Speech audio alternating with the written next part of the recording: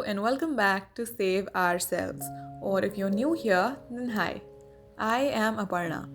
In this video, I'm going to be telling you how we can get a fresh start for February. Without much ado, let's get right into it.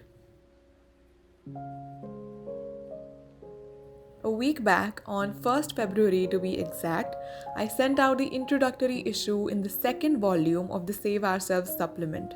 It was titled February Will Be My January. By the way, if you want to subscribe to my newsletters, the link is in the description. You'd be really supporting my work if you decide to sign up, so I hope you check it out. Anyway, having started January on an unsatisfactory note and having spent most of the month in a similar vibe, I am personally giving 2022 a do-over. Restarting and beginning with a changed approach.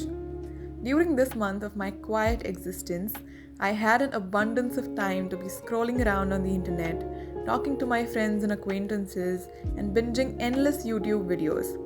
Basically, I had the opportunity to do some people watching.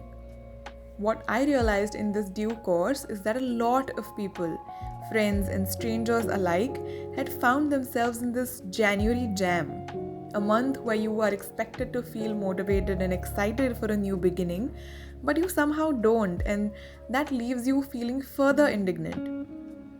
I cannot fathom why this was happening to almost everyone around me, including the ones I simply watch on the internet. But I did notice this collective fog hovering over everyone's clarity of thought. My solution to deal with the fogginess in my own life was to simply let it be.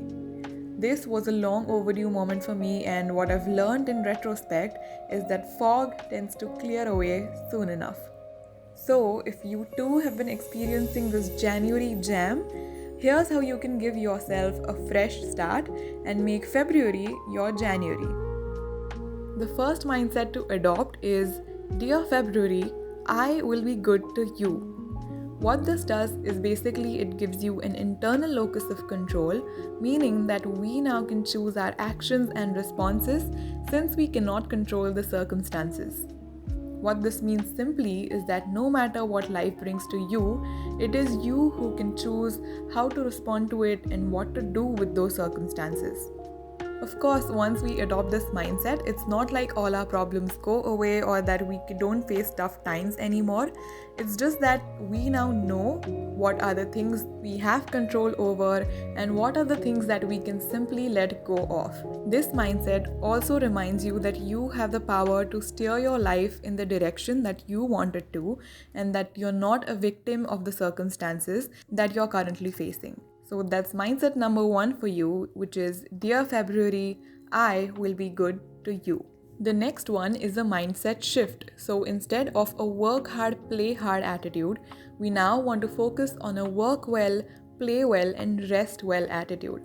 Adopting a more balanced, wholesome, and well-rounded approach to your daily life instead of simply living on the edge all the time.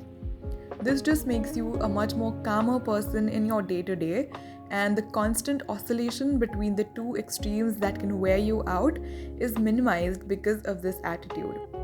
This might also help you introduce balance in your life, which just means that you do all of the things in moderation, and that can also help you avoid burnout. So work well, play well, and rest well. The third mindset is to set a system and simply show up. What we want to do here is to take all of our goals or resolutions that we have set for the year and turn them into systems, and we then want to simply show up to those systems. Done is better than perfect is the attitude that we want to start off with, because we simply want to show up and do it however possible.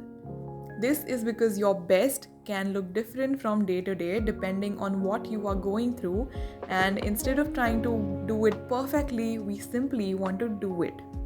This helps us cast a vote in the favor of the person that we are trying to become. James Clear talks about this in his book Atomic Habits, so you might want to check it out for further details.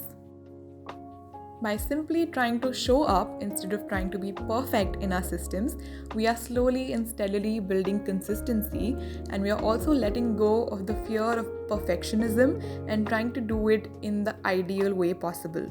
We don't have the mental and physical energy every single day to live up to our ideal self, but we still can show up to our systems, and that is a much more healthier mindset, according to me, to have while building up these systems and letting them form into automated habits over the course of time.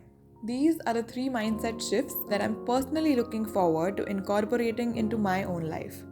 Of course, there are a million other tips I could add on that are more precise, specific, and implementable in nature. However, I feel like these three mindset related tips form the framework or the overall skeleton of the approach we can have while starting out a new month. I have lots of other videos that talk about productivity and planning in much more detail, so feel free to browse around on my channel, and I hope that you have a great month ahead. If you like this video, then let me know by giving it a thumbs up. Let me know how you are approaching February in the comments below. Don't forget to subscribe for more content on productivity, self-help, intentional living, and much more. I'll see you in the next video. Bye-bye.